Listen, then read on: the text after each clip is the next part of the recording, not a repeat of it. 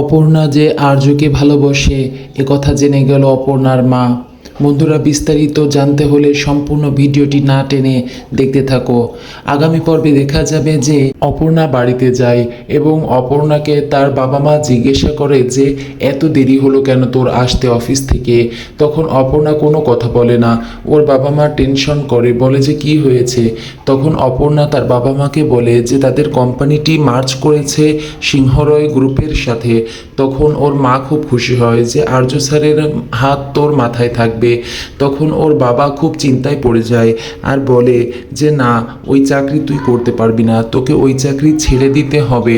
তখন অপর্ণা বলে বাবা, মুখে বললেই হয় না, চাকরি মন মতো ধরা এবং মন মতো ছাড়া যায় না, একটা নিয়ম আছে, আমাকে নিয়ম মেনে চলতে হবে, অফিসে যেতেই হবে। তখন ওর বাবা বলে কোনো কথাই আমি শুনতে চাই না, তুই কোনোভাবে যেতে পারবি না ওই অফিসে।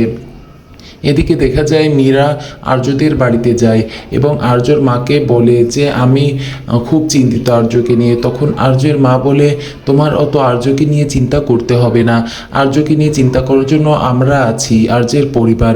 তখন মীরা বলে আমি ওকে ভালোবাসি, আমি ওকে বিয়ে করতে চাই। তখন আর্যের মা খুব অবাক হয়ে যায় আর বলে যে তুমি কথা এখন বলছো কেন, তুমি কি কথা আর্যকে বলেছো? তখন বলে যে হ্যাঁ, আমি আর্যকে বলেছি, কিন্তু আর্য রাজি না, কারণ আর্য অপর্ণাকে পছন্দ করে। অপর্ণা একটা খারাপ মেয়ে, অপর্ণা বস্তিতে থাকে। এসব বললে অর্ক পিছন থেকে শুনে ফেলে এবং অর্ক বলে তুমি ওর নামে কোনো খারাপ কথা আর বলবে না, ও একটা ভালো মেয়ে। এসব বলতে বলতে মীরা পরে চলে যায় এবং যায় অপর্ণাদের বাড়িতে, যে বলে আর্য স্যার কোথায়, তুমি কি জানো? তখন অপর্ণা বলে না, আমি কিছু জানি না। তখন অপর্ণাকে মীরা বলে যে আর্যকে খুঁজে পাওয়া যাচ্ছে না, ওর ফোনে ঢুকছে না। তখন অপর্ণাও চেষ্টা করে দেখে যে আর্যকে ফোনে পাওয়া যাচ্ছে না।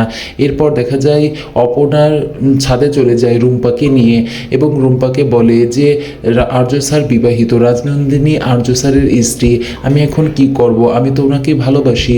তখন কথা বলতে বলতে পিছন থেকে অপর্ণার মা শুনে ফেলে এবং বলে যে তুই কাকে বিয়ে করবি, কে বিবাহিত, কার স্ত্রী আছে, এসব শুনে ফেলে এবং বলে যে আমি কখনো এরকম ছেলের সাথে তোর বিয়ে দেব না। বন্ধুরা, পরবর্তী ভিডিওতে দেখা যাবে যে আর্যকে খুঁজে পায় কিঙ্করদা।